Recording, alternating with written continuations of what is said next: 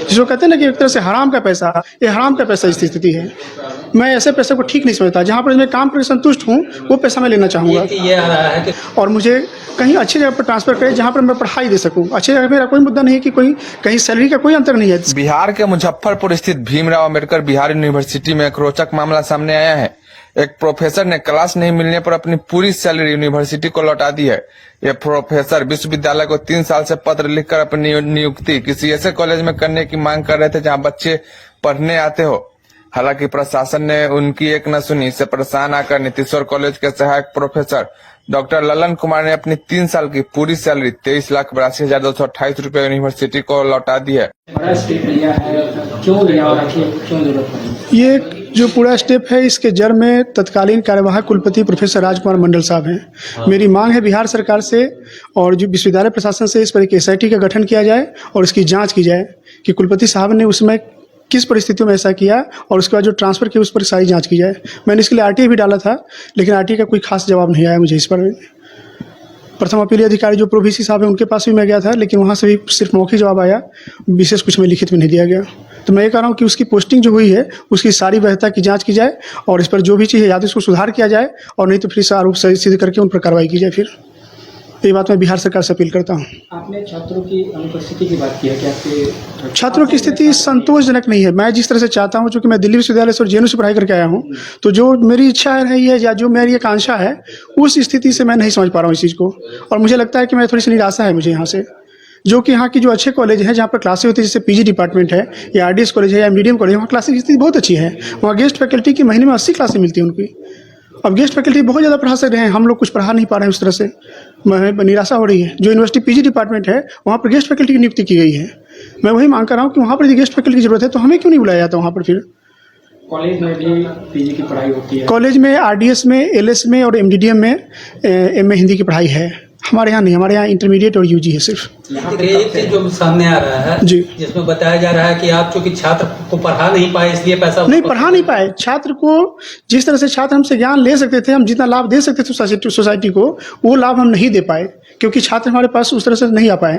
ये 23 लाख की राशि वापस करने के पीछे एक नैतिक तौर पर ग्राउंड है। इसमें कोई मेरा कोई ऐसा नहीं कि कोई बंदूक लेकर किसी गर्दन पर लगाना, ऐसा कुछ मुद्दा नहीं है।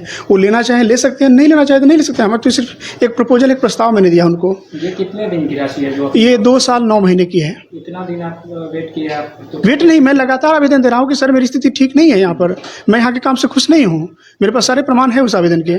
लेकिन उन लोगों ने कहा अच्छा ठीक है सर विचार करते हैं और हर बार ट्रांसफर होता रहा इस मुद्दे पर। विश्वविद्यालय प्रशासन से आपने इस संबंध में बात किया? हाँ, विश्वविद्यालय प्रशासन से लगातार बात होती रही है। पहले जो कुलपति थे RK मंडल साहब थे, उसके बाद फिर कुलपति कौन बने थे बीच में कुछ दिन के लिए, कोई दूसरे कुलपति थे, फिर बाद में हनुमान प्रसाद साहब आए। तो सर कुलपति सबसे तो ज़्यादा मुलाकात नहीं हुई, 2 बार राजकुमार मंडल सर से बात हुई और उसके बाद लगातार रजिस्ट्रार सर से बात होती रही मेरी। इन्होंने कहा कि आपका ट्रांसफर कमेटी की जब भी बैठेगी सबसे पहला फाइल आपका है, आपके फाइल पर किया जाएगा। लेकिन अभी तुरंत MDD में ट्रांसफर हुआ RC कॉलेज सकरा से और मेरे फाइल को इन्होंने फिर से साइड कर दिया।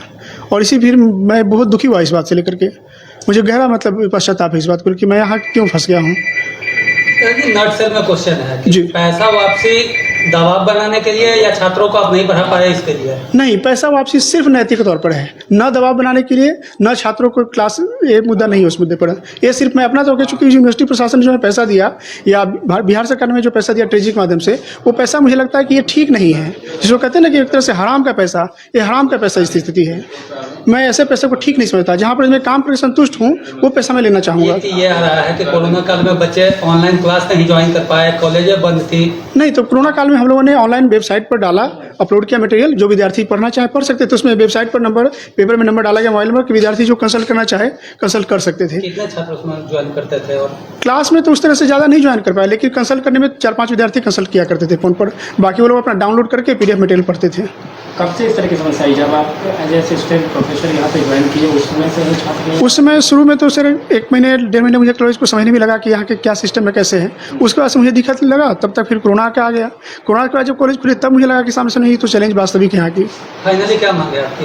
फाइनली मेरी मांग है कि विश्वविद्यालय प्रशासन मेरे आवेदन पर कृपापूर्वक विचार करे और मुझे कहीं अच्छी जगह पर ट्रांसफ़र करे जहाँ पर मैं पढ़ाई दे सकूँ। अच्छी जगह मेरा कोई मुद्दा नहीं है कि कोई कहीं सैलरी का कोई अंतर नहीं है, शहर में सब जगह सैलरी बराबर है। प्रिंसिपल को लिख के दिया था क्या कि हम ट्रांसफर चाहते हैं?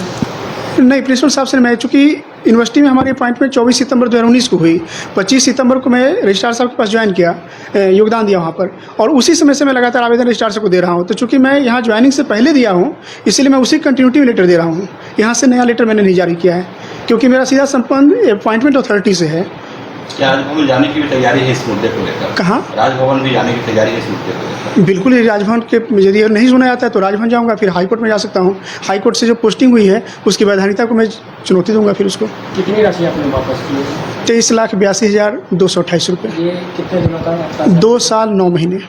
कैसे दिया, मतलब किस माध्यम से? चेक से मैंने दिया है, लेकिन उन्होंने चेक से एक्सेप्ट नहीं किया। उन्होंने कहा कि आपकी बात को हम एक्सेप्ट कर ले रहे हैं चेक को, लेकिन चूंकि चेक डॉक्यूमेंट का मामला सुरक्षित होना चाहिए, इसे अपने पास रखिए। जब कुलपति साहब ऑर्डर देंगे कि हाँ ले लिया जाए तो आपसे हम स्वीकार कर लेंगे। फिर अभी उन्होंने उसकी कॉपी ले ली है सिर्फ। क्या परिचय हुआ?